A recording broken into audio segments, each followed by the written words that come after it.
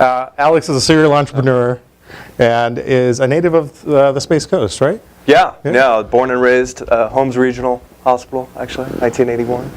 That's right, 1981. Good year. Good year. There you go. Alex is now the chief digital strategist at TED, and I believe. Yeah. So for TEDx, actually, how many of you guys know who TED is? Show of hands. TED.com, TED Talks. Awesome. Right. That's pretty healthy. That's more than when I started in Melbourne. So TED is a 30-year-old thing. Actually, it started 1984 in Monterey. It's a conference that happens now twice a year. You have TED Global, and you actually have TED Active, which is a live stream. 2006, videos went online. They went super viral. 2008, we started a program called TEDx, which allowed people on a community level to license the brand and run their own TED-like events. So in the state of Florida, you have TEDx Orlando, TEDx Jacksonville, TEDx Boca, a number of others, all great events, all independently run by volunteers. We are a nonprofit, so it's very community-centric. And the idea is to create this platform where people can come together and discuss ideas in a non-controversial, kind of open environment, but itty-bitty talks, kind of 18 minutes or less. We thought it would be, a couple dozen events, maybe 100 events, whatever it was. We now had over 3,000 events last year. We're growing. We're nowhere near the top of the proverbial S curve. It's basically hockey stick growth. The whole thing is mostly managed on a series of spreadsheets, and about, I think we have 15 staffers now who are incredibly stressed out up in New York.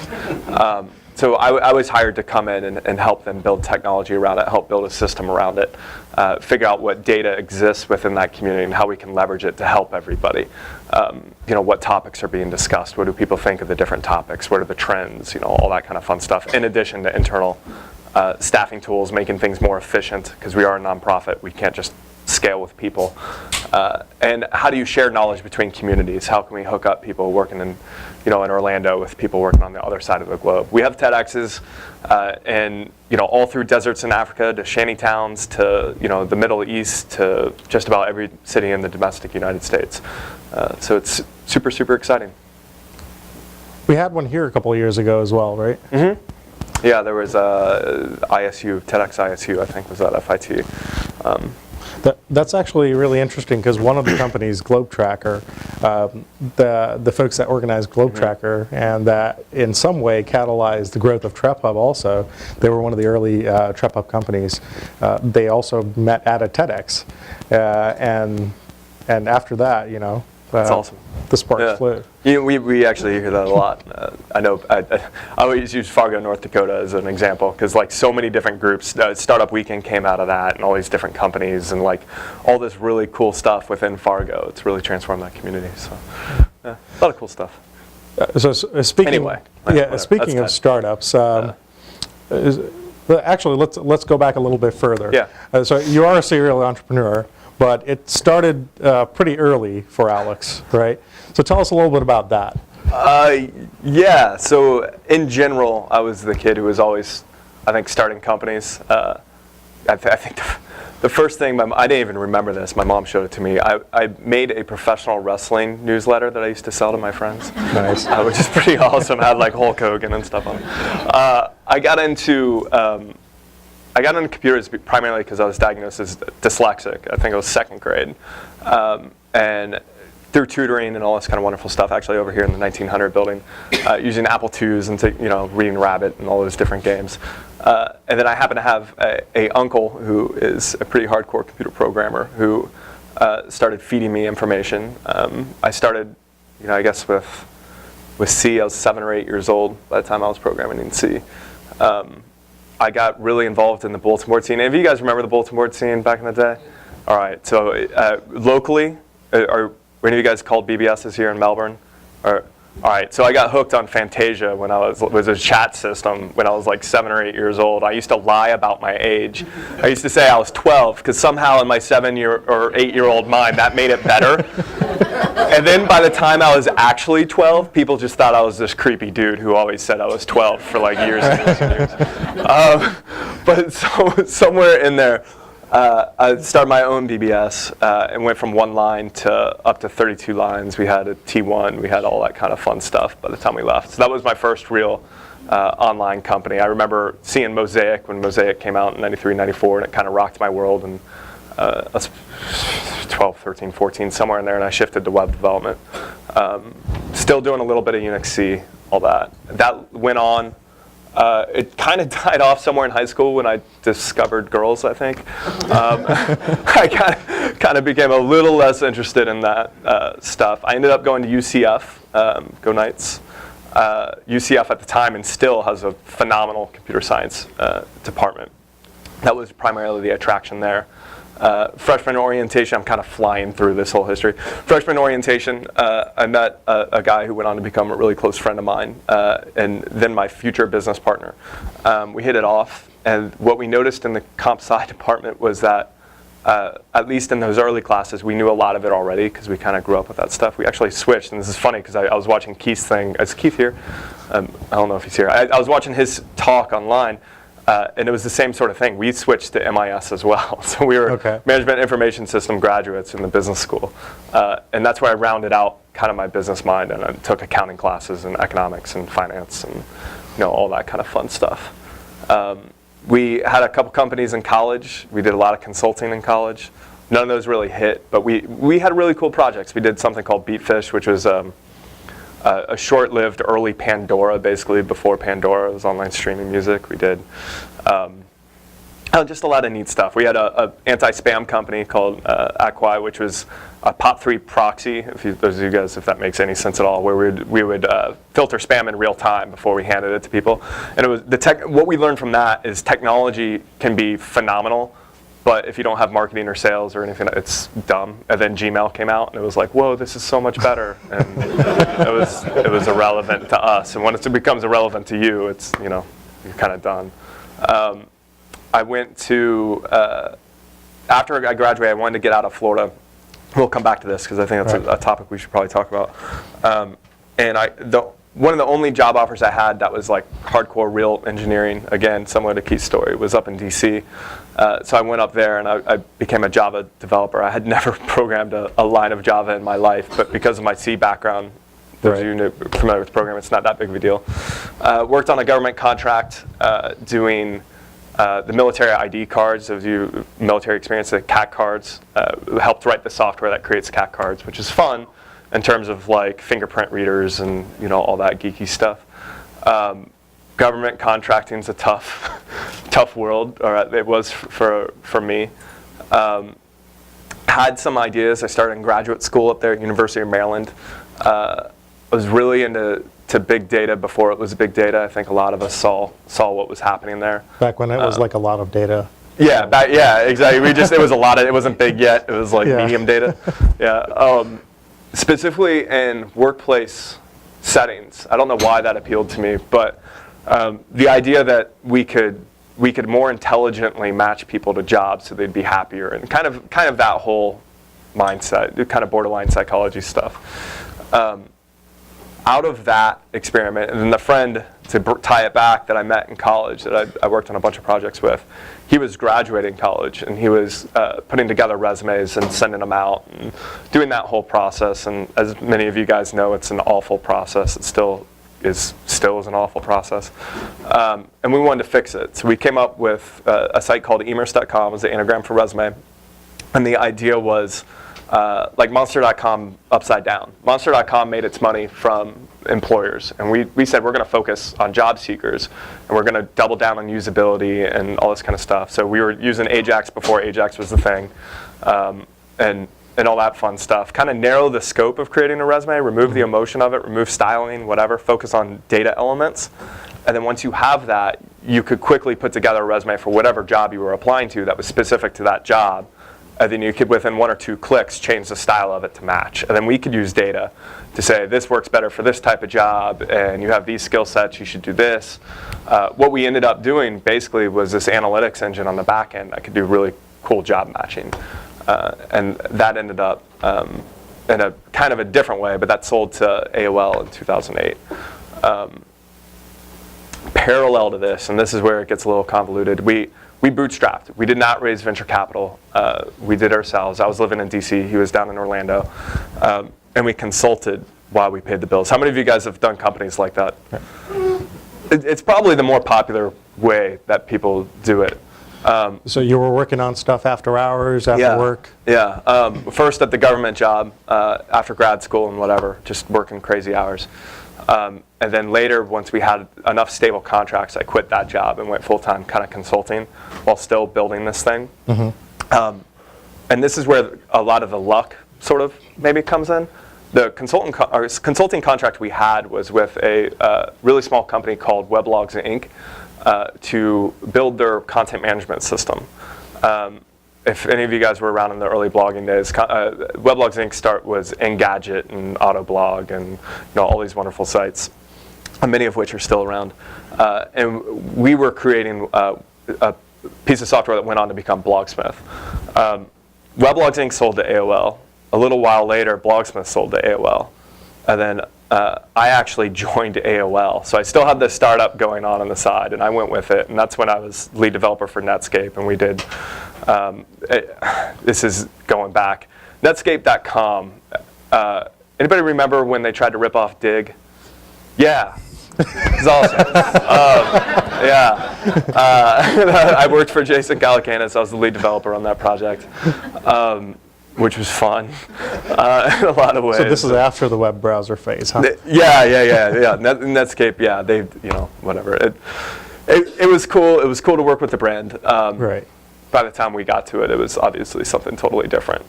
But what was neat about it was it proved to me that AOL was especially at that time, was willing to throw things against the wall and kind of experiment, and that helped kind of create a different mindset about what it could be like working at a company, especially coming from my previous corporate experience was more of a government kind of situation. So that was a really fun project. By the end of it, Blogsmith got bought by AOL. I rejoined the Blogsmith team. We did that for a while, and then we were going to leave. We were done. And then in that conversation said, well, what are you guys going to leave for?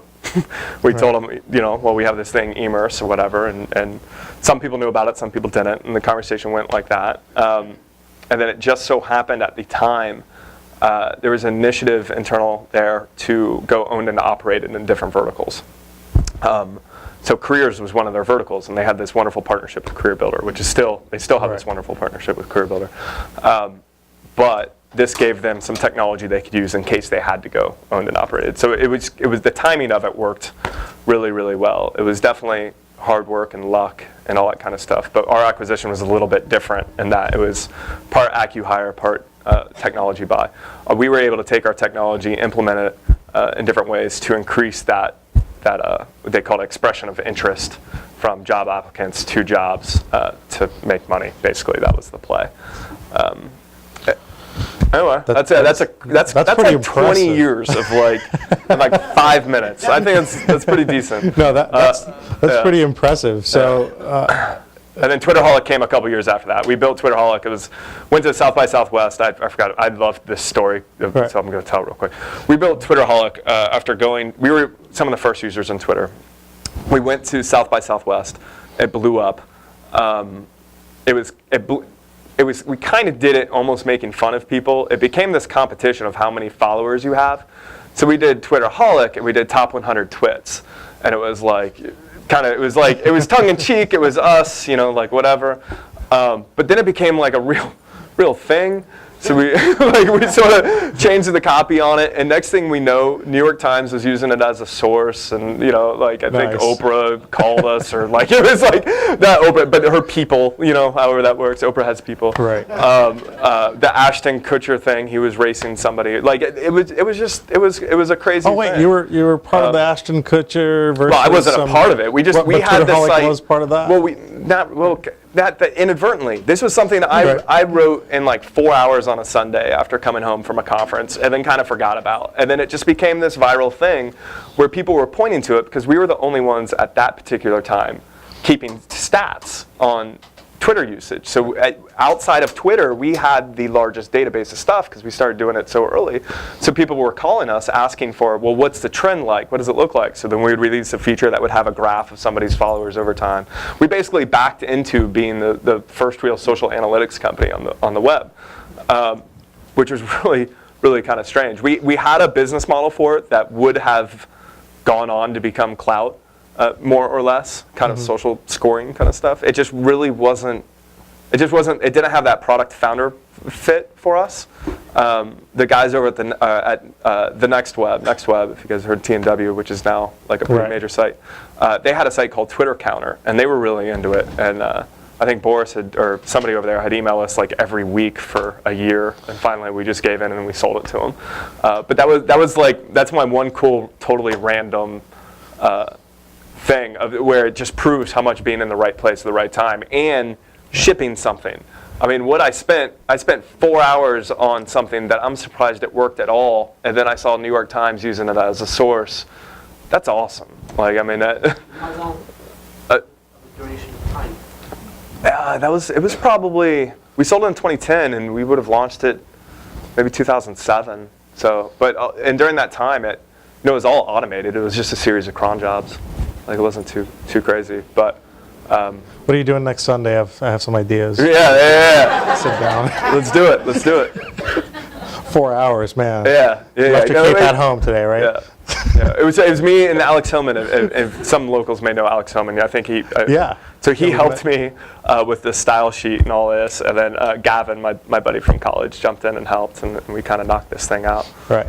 Well, in case Alex Hillman's watching or watches this, hello to Alex Hillman. You're awesome. I name drop you every chance I can, man. You're good. Alex Hillman was actually, instrumental in helping us getting going when we first started the co-working side. So he's one of the co-founders of Indy Hall. He's an awesome guy. It took like 2 hours, on Skype with myself and Brandon, and gave us a lot of good guidance. Well, back to Alex Rudloff. So what was it like? Like, both of you guys were named Alex, huh? So if they wanted to email the founder, they just say Alex. It'll get. Yeah, well, it was just a hack. It wasn't really like a thing. So if people asked us about it, we'd answer about it. I mean, we didn't turn it into a real company. It was just a project that we worked on, and then we eventually packaged up and gave to a new owner. But it was cool in that it's sad and cool, right? I built years working on this thing that we sold to AOL, and like it was a life-changing thing and all this kind of wonderful stuff. That was never in the New York Times. Like, it's a stupid little hack I did over here in a couple hours. Yeah, I was over at Career Source Brevard, and one of the things that I've read. Yeah. I'm not nearly as successful, right? However, one of the things that I did notice is you really never know, right? A lot of it really is luck. And honestly, being successful is having put in those 4 hours that weekend, having put in all the hours. Because I think if you never put in the time, if you never worked on the side on different things, your chances are zero. I think the lesson in that is I did it because I wanted to do it, not because I was trying to create something. Right. And most of the really cool things I've done because I enjoyed it. I was passionate about it. I didn't do it saying this is going to make me a ton of money and I'm going to, whatever. Do it because you want to do it. And I know that's like trite advice, right? Like everybody says stuff like that. And it's kind of dumb. Like as an adult, I even think it's maybe a little dumb. But you have to be passionate about what you do. If you're working on something that you don't have any interest in whatsoever, you're never going to get through that trough. I mean, there's going to be days where you don't want to get out of bed at all, and you need that. You need that something. You need that passion point. Now, I can definitely relate and understand what that's all about. Speaking of which, there's a project I need to go shut down this weekend. So it's not going to make me money if I just wanted to make me money. And this is another random thing. Aqua, the spam thing we had, we stopped using it. We were like, well, if we're not going to use it, we should just shut it down. We shut it down. And a few months later, I got a call from somebody who wanted to buy it, but I had shut it down. The cost of keeping things going, if it's minimal, just keep it going. Like, you never know where that value could come in. It could, whatever. I should have kept it, and then I would have been able to sell that too. You just saved a couple of jobs, man. That's good. That's what I do. Well, speaking of jobs, we have folks locally who are working in the defense arena, who are also working in commercial as well. I know we have folks in our audience today, some of whom are doing really kick-ass JavaScript things, and some of them are working on really cool government projects as well. Contrast that for us a little bit, like going from a defense contractor to AOL. I'm a naturally impatient person, which I think a lot of maybe entrepreneurial-minded people are. Government contracting was tough. It can be a slow environment, and it's stable in a lot of ways. And I think you have different types of resources. We were doing military ID cards with fingerprint readers, and like it wasn't bad. It was cool. It just moves at a different pace. At AOL, it was, we, especially for a while, not always. I was there, I think, a total of somewhere 3, 4, 5 years, something like that. I think 4 or 5. But different phases of AOL were maybe a little bit different. But there was more freedom to experiment on stuff. Things moved a little bit faster, and it was great. I was in a role where I was allowed to be a little bit entrepreneurial most of the time. But you had the resources, and you had a little bit more stability, which again at that time of my life was nice. I did go to business school, and I had a lot of the lessons, but I never did finish grad school at Maryland. I dropped out when things heated up. In a lot of ways, AOL was kind of like my MBA, and I look back on it like that. Like I moved up from, at one point, a contractor to an engineer, to a senior engineer, to a principal engineer, to a director, to a vice president. And I was able to do that in 5 years, and I was able to work on a variety of different projects. A government contracting thing probably would have been tough to have that kind of exposure. At the same time, I probably would have had more time and more ability to do things on the side. When you work for a company for AOL, you sign non-competes, and they owned your mind for a little bit, and that's part of the trade. So compare and contrast. Each of them has their place, I think. Cool. So this is when you left the Space Coast. Let's talk about that a little bit, right? Mm-hmm. So what made you leave the Space Coast? Why not work over here? Especially if you're geek-minded and grew up here, there's always been a lot of pressure to leave. Especially because I got started so young, there's always really high expectations, and the thought was I would go to New York or I'd go West Coast. And I think I started to believe that I had to. And in hindsight, you do and you don't. Like, I think I maybe need to go away to learn to come back in a way. And I went to DC. DC's not, it's a decent technology hub, but it's not Silicon Valley or anything like that. But you have a choice, and this is something that I learned relatively. Maybe in 10 years from now I'll see this on YouTube and think it's naive, but you have a choice in your life of what kind of life you want to live and what you want to prioritize things. And just because you have the ability to do something doesn't mean that you actually have to go do it. And just because you're offered a promotion doesn't mean you have to take it. And I think culturally we've trained ourselves to think, I have to, or I have the opportunity, and people would kill for this opportunity, and therefore I have to do X, Y, or Z. And the truth is, especially when leaving, I realized how much I love living here.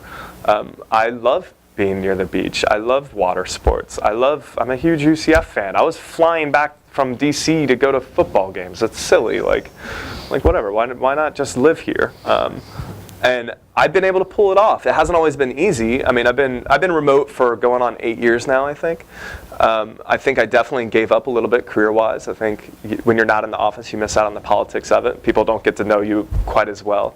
But you trade it, and I'm happy with it. And what's been exciting about the Space Coast, and losing the shuttle program, I think was tragic. I think we all probably agree on that. But the opportunity in it is amazing, and I choose to see that. I see Brevard County as the largest supply of underemployed PhDs in the country. I see Brevard County as one of the highest density of engineers and technical workers in the country. We talked about this at Startup Weekend. We are the place that took the moonshot. Like that term that Google uses, that was us. Like, we sent a man to the moon. We are capable of doing amazing things. And I think we will. I'm happy to be back in that sense. I can't promise I'll always be here, but I'm going to try like hell. Absolutely. We're glad you're here. You know? Yeah. Welcome back. Thanks. So a little bit more, let's dig a little bit into what happened after AOL and after Twitterholic. So you went into... I left. Yeah. You're now at TED, and it sounds like you've had a really interesting experience, not just in that you've always just been an entrepreneur or just been an executive. You've kind of done both. Yeah. How does that all fit together? TED's a small company, chooses to be a small company, will likely forever be a small company. It is also a nonprofit. People who work there because they want to work there. Incredibly talented. I mean, I'm out of my league with the people I work with. I mean, they're just amazing individuals. And I'm in a role where I kind of can draw on all those different experiences that I've had. It's, my title's kind of maybe trumped up for a small company. I mean, it is what it is. But being the digital strategist for TEDx, I get to think a little bit about the programming. And when I talk with the engineers, I understand, exactly what's going to be involved in some of the requests that we're making. When I talk with partners about technology and initiatives or whatever, I can, I can shift gears. I can be an engineer when I need to be an engineer. I can be, a business development guy when I need to be a business development guy. I can be a sales guy when I need to be a sales guy. I can, play host to partners at a conference like I did not too long ago. I mean, when you're an entrepreneur, you are training to wear every hat, and whether you succeed or fail, there's something for you next because you have this training that most people don't have. In addition to a high tolerance for stress, usually, which helps. So, being an entrepreneur, going back to work, right? Have you been able to maintain your entrepreneurial spirit? Do you think they're conducive to one another? Yes and no. I mean, it's different. Like you don't have the pressure of it's the whole eat what you kill mindset of entrepreneurship, especially when you're, maybe bootstrapping or whatever, or consulting. So you don't have that. But I think the pleasure center and the creativity can be the same. Not always, but when it's structured correctly, you can be scratching the same itch. And where I'm at, and it's all a phase of life, right? So much of this, every ball has to bounce your way when you're starting a company, every single one of them, or you're not going to make it. And you don't have control over most of it. I mean, you just don't. That's why there's like a 95% chance of failure in this stuff. One of the things you do have control over, though, is how hard and how smart you work. And at this point in my life, I have small children. I have a 3-year-old and a 1-year-old, and it's a different season. TED is a very demanding place. It's very, it's TED. It's a major thing. At the same time, I'm afforded a little bit of work-life balance that maybe I wouldn't have if I were running another startup.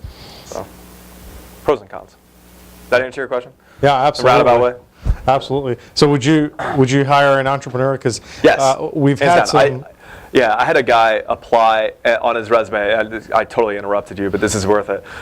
Big stack of resumes, and at the time, it was right at the recession, so it was really competitive on resumes. The resume I pulled out of the pile was an engineer who quit his job to buy a Subway franchise and failed, and then went back. And I was like, that's the guy that I actually want to interview, because that sounds random, but like he's gonna have a different mindset. And a different outlook on stuff. Why didn't you think that? Wouldn't you want a successful entrepeur instead of sure. But a successful entrepreneur wouldn't have been applying for a job.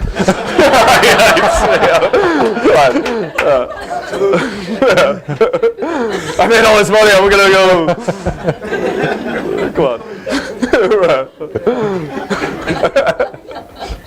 on. Well, I guess those are acqui-hires, right? Yeah, well, I mean, listen, success is defined by different things, right? I mean, I am a self-proclaimed small ball entrepreneur. Like, I'm okay with that. Like, it's been a life-changing thing for me, and I'm able to provide for my family, and I don't have to worry about, college educations for my kids and all this kind of stuff. But I'm not, I'm not going to start a competitor to SpaceX, and whatever. Success is defined by a lot of different stuff. Don't start up a competitor to SpaceX. They're here. I know. They'll come in and and beat us well, up. no, Elon's awesome. Yeah. So a little bit more about the Space Coast while you were growing up, right? We know we've got a really high concentration of engineers and geeks here, right? And I don't know how many more of these used to happen before. But growing up, what was your view of the Space Coast? Did you see it as Mel Boyne, come on, what are you talking about? What's your view? I lived, and this is one of the cool things about my current job. I lived through magazines. I lived through Wired. I lived through Fast Company. I lived through Business 2.0. I lived through all these different things that were covering the industry. I mean, I was probably like the biggest Wired fanboy known to man at that particular time, because that was my glimpse into the bigger world. And my impression at the time was, that wasn't here.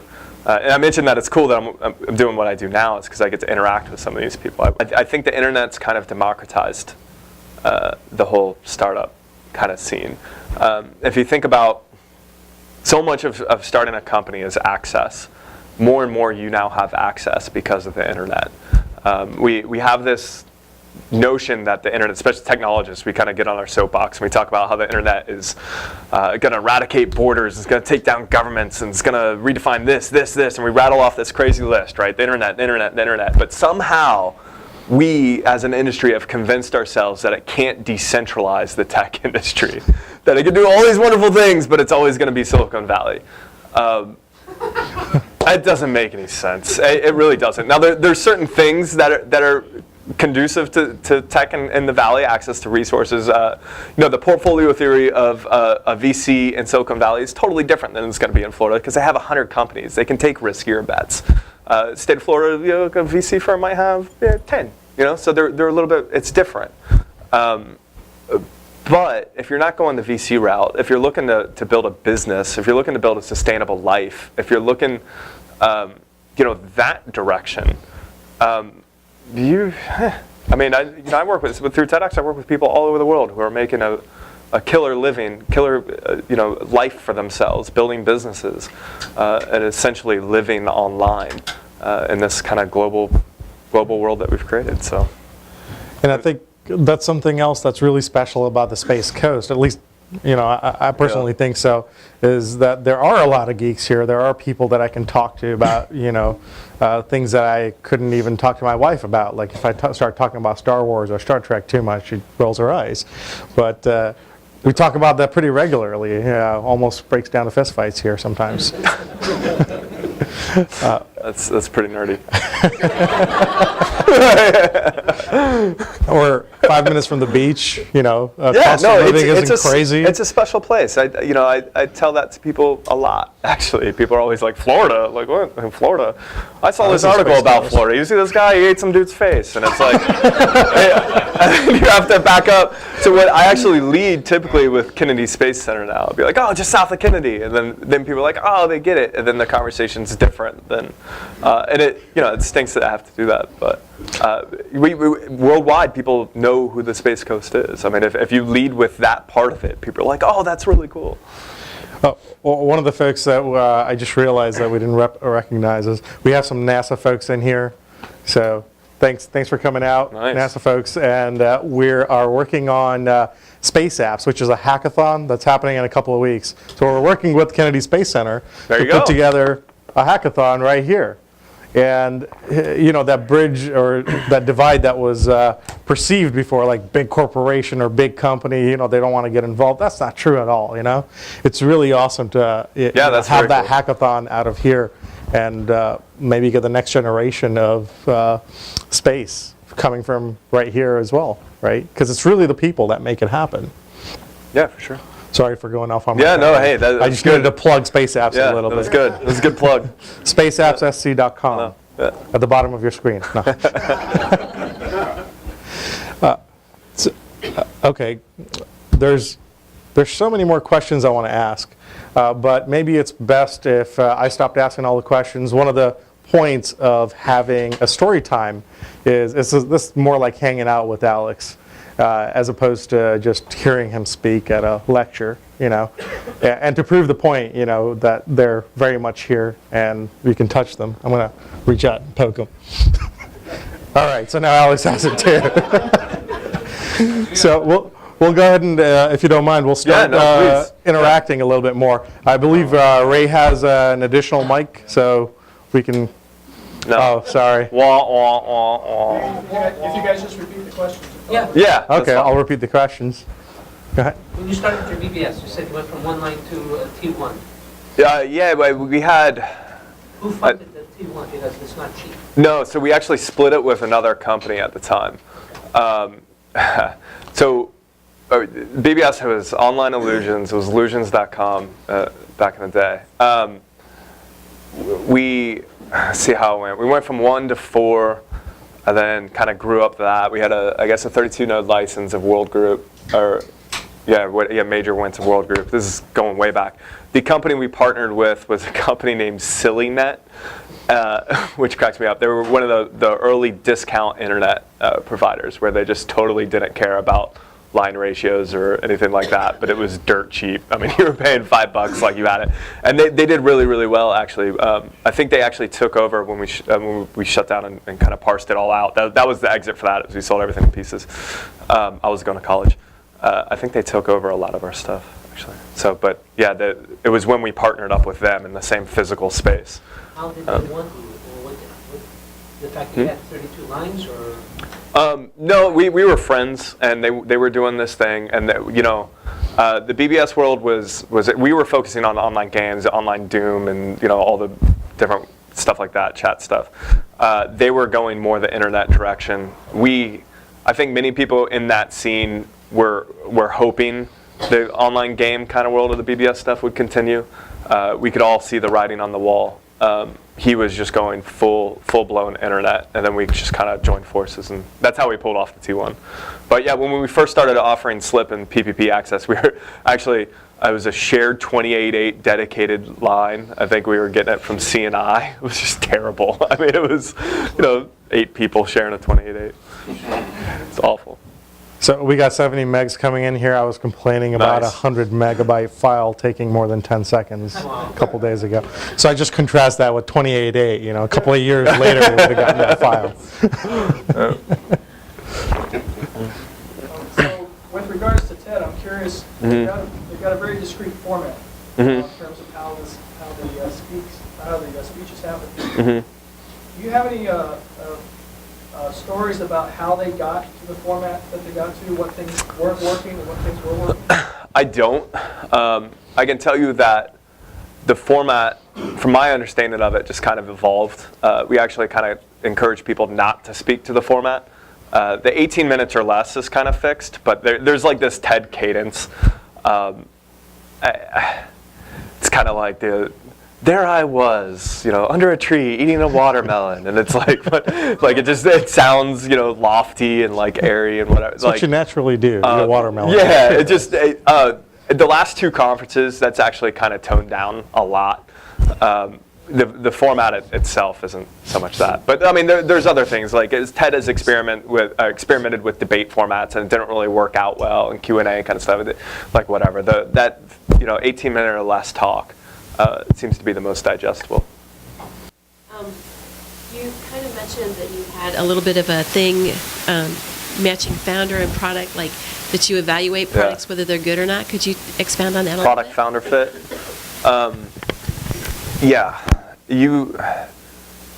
Anyone can do something. Like we keep. I'll internalize it and speak personally. So to answer your question, we keep an idea book. Each of my business partner and I, and we just catalog stuff, and we know that maybe I can't do it now, or maybe it's not even possible now. It'll be possible in 10 years or whatever.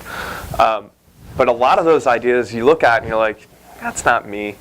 Like, it's just not something I'm interested in. It's not something I want to do. It's not something that speaks to my values. It's not, whatever it is. I know people who have made great careers doing things.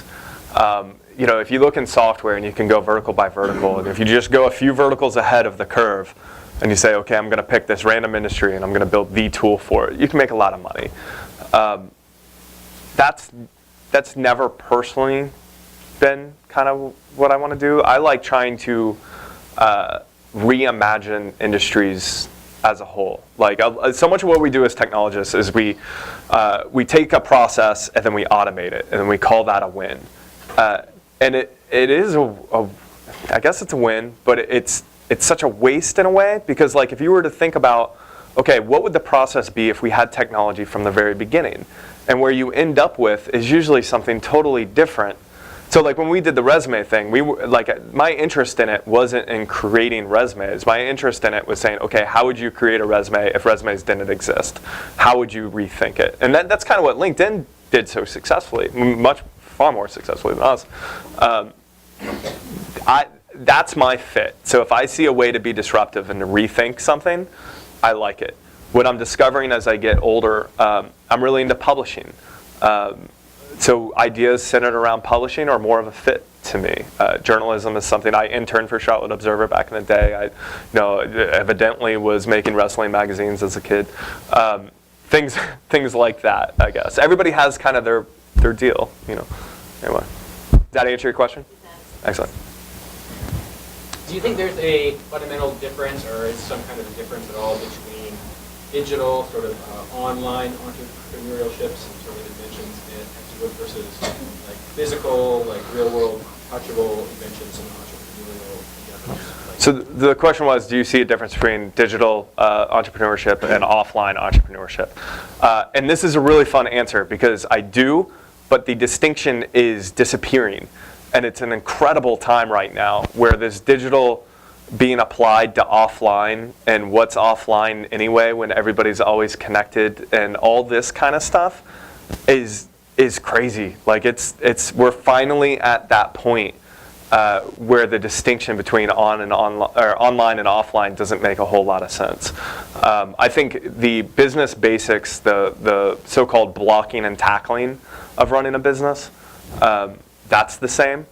In terms of marketing and sales, totally different. In terms of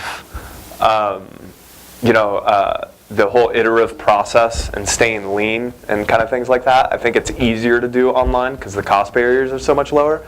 But I think that's starting to change in a lot of ways. You don't necessarily need brick and mortar storefront to open a store, for example. That's a dumb example, but cool. Answer your question? Yeah. Excellent. Don't think I'll need a microphone. Nice. Hey, booming voice.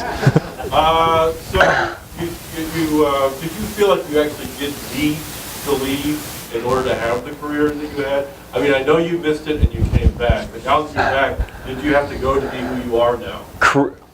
Well, so there's multiple questions in that. Career-wise, no, I don't think I had to leave.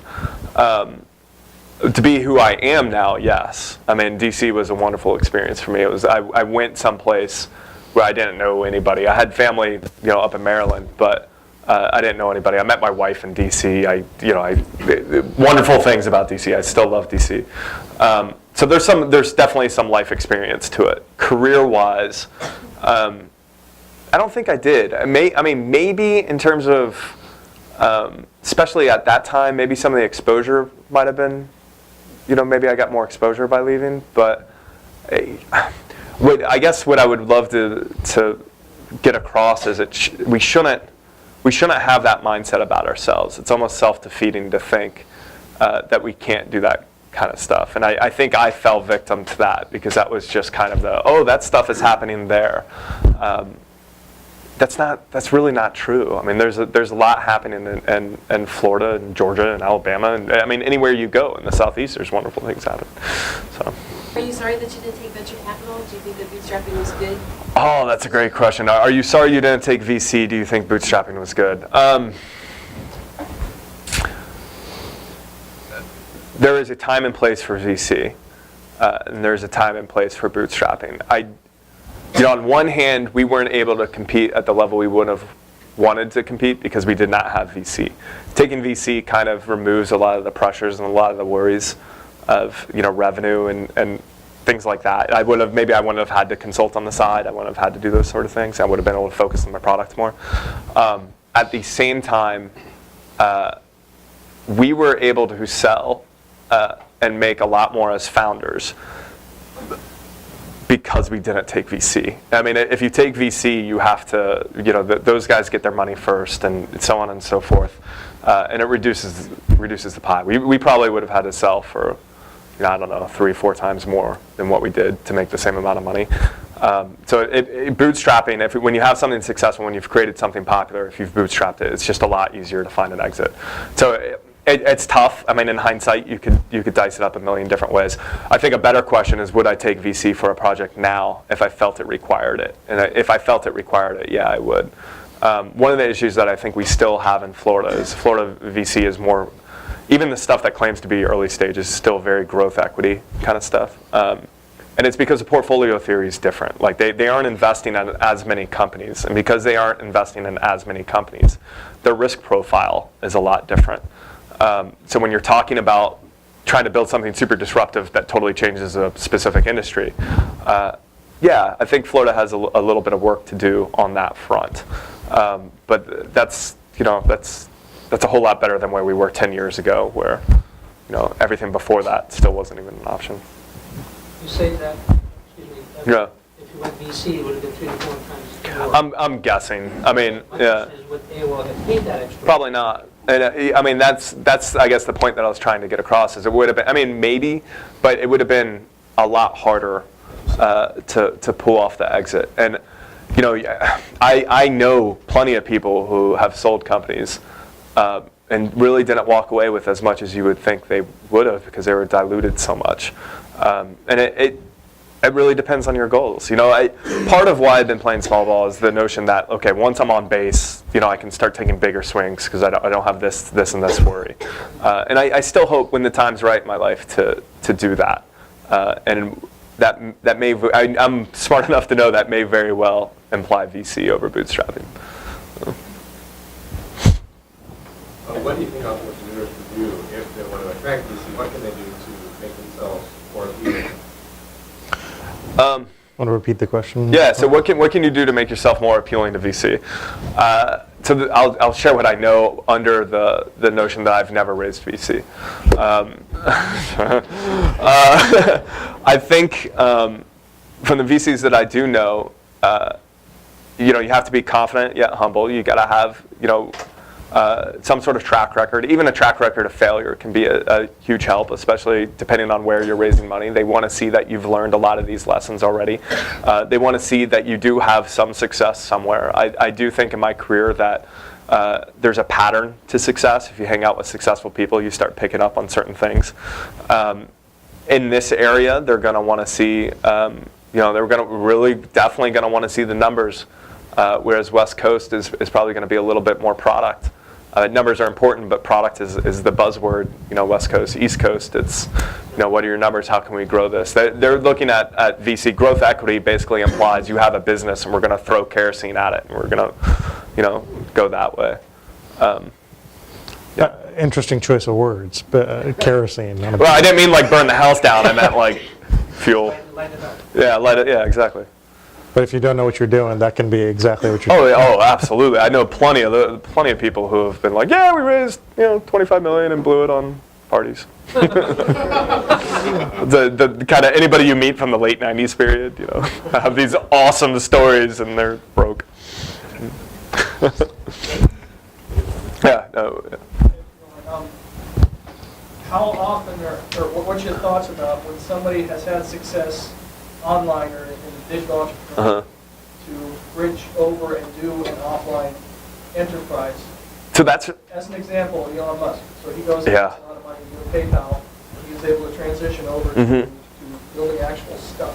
Yeah, so the question is, how do you see the transition from people who have been successful online to sort of offline enterprises? And the example given was Elon Musk. I'm fascinated by that right now, actually, and I think there's a grass is greener kind of aspect to this. As a software guy, like I really wish I had something tangible, like I built a physical widget and that cost me X and I sold it for X plus 1. It's just there's a romance that I associate to that. And you're starting to see a lot of, especially guys like Elon and people who have had really big hits earlier on who are older now, whatever, make that transition. Elon to me, is the closest thing that we have to a turn of the century titan. What he's pulling off, I love. I mean, you look at Tesla, right? I mean, not only is it Solar City plus Tesla, building supercharger, like everything fits, but not really. It's like this weird vertical integration, but like separate. But it's fascinating, absolutely fascinating. And I mean, who knows? This is me projecting, but I would like to think someone who comes from a digital background or an online background is more of a systems thinker and probably sees those different pieces, and how they fit together. Did that answer your question? Excellent. I was going to ask, how protective should entrepreneurs or potential entrepreneurs be of their ideas? Is there a trade-off between protectionism and collaboration? Yeah, so that question is the one that's probably asked always, is how protective of my ideas should be, what's the trade-off between being in stealth mode versus collaborating.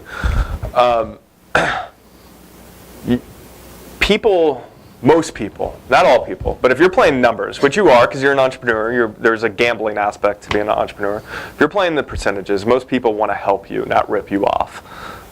In fact, I would say the vast majority of people want to help you, not rip you off.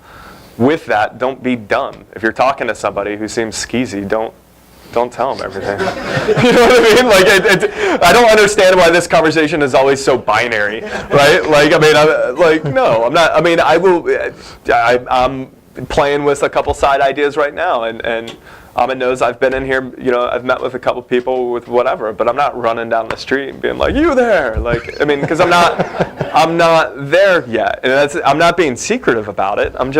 I got a full-time job. I got kids. I'm playing. It's mental exercise. So just be smart about it. Has anyone stolen anything from you? Has anybody stolen anything from me? Yes and no. I mean, I think early in my career, I really enjoy helping people. Whatever personality trait that is, like I am afflicted with that. And I maybe have helped people who maybe I shouldn't have. And for a while, that was really difficult for me. There are a lot of people who do play politics and all this kind of stuff, and you will get burned in life. Like life is long, and it's going to happen. And eventually, I came to the conclusion that I'd rather just be true to myself and continue helping people. And if I get burned, I get burned. And if I don't, whatever. I mean, and for me, that's worked out pretty well, because again, it's a percentage game, right? I mean, if you're only going to swing once and you're putting everything in this one swing, you got a 95% chance of failure anyway. Like, don't sweat the tiny little sliver of chance that somebody's going to take your idea and run. Be smart. If you can get IP, get IP. But along those same lines, since you're bootstrapping, you obviously didn't have a lot of money to put into intellectual property. Yeah. Can you so sell your company to intellectual property? Or did you have So with the spam filter, we actually filed a non-provisional, and we were going through the patent process.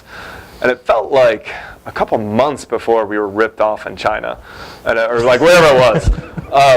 I'm pretty sure, I actually think it probably was somewhere over there. But and then that was a very early lesson where you realize that IP is only worth what you're willing to defend it.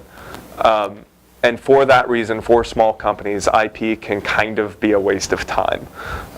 Because even if you granted the patent, what are you going to do about it? I mean, are you going to take somebody to court? Like, sometimes, maybe. It depends on your idea. For software patents, it's so fuzzy. Like, I mean, it's, it's kind of a crapshoot to begin with.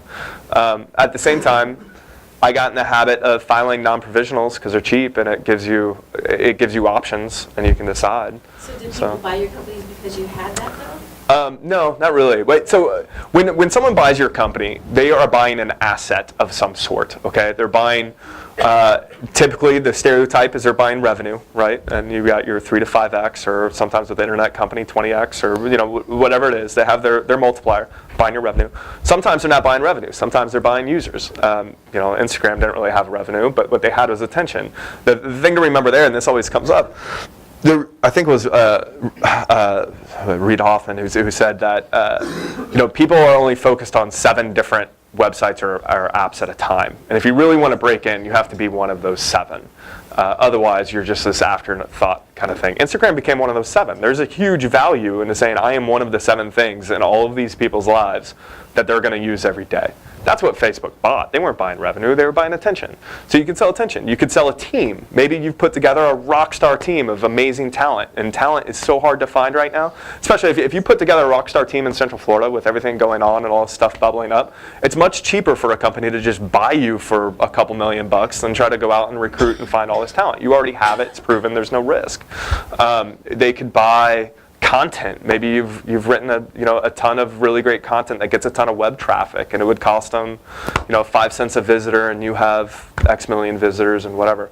So and maybe it's IP. Maybe you have a patent. Maybe you don't have a business, but you have this really valuable patent, and when they match it up with what they have, they can make money on it. With Emerce, it was mostly a team buy. We built the content management system, or helped build the content management system that went on to power, like, I don't know, 75, 90% of AOL, whatever it was at whatever time.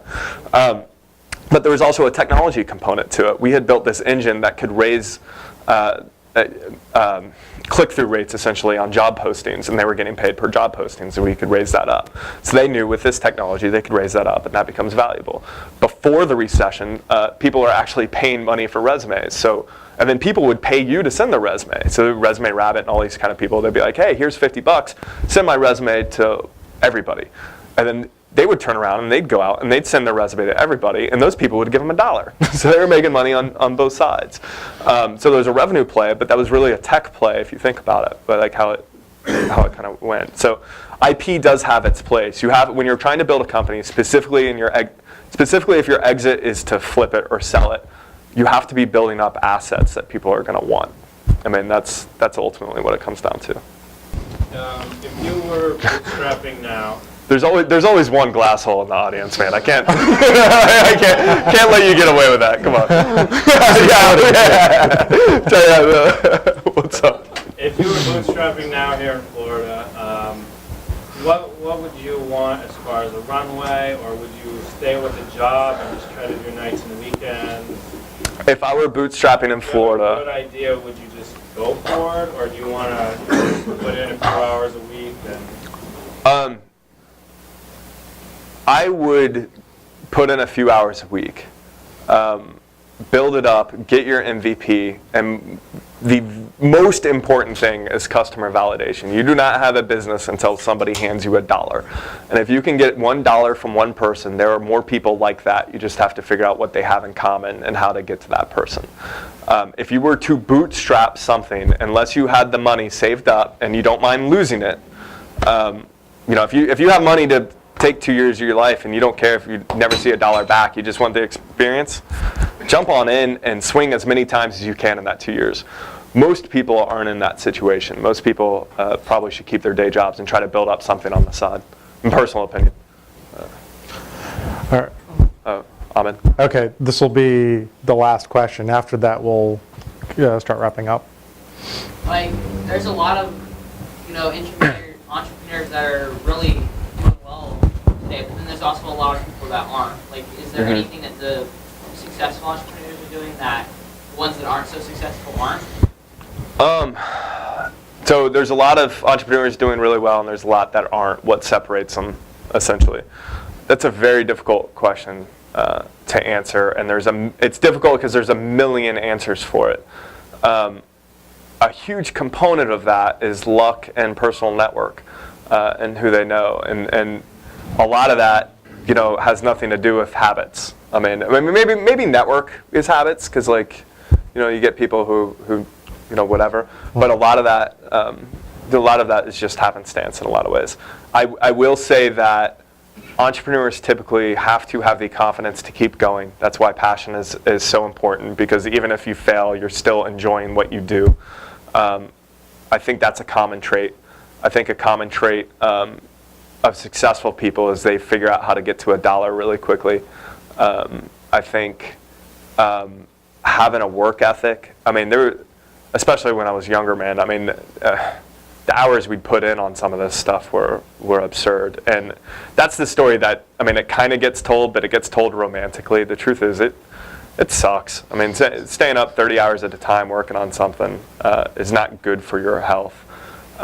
but I think I used to call it short timing. I'm borrowing time to use now, and I'm borrowing it from the future, and kind of having that mindset would help me. I think there's a mindset around that. If I were you, I'd go to Quora and look up that question. If you've seen Quora, it's a Q&A site. It's a bunch of tech people on there answering questions, and it's even probably bigger than tech now.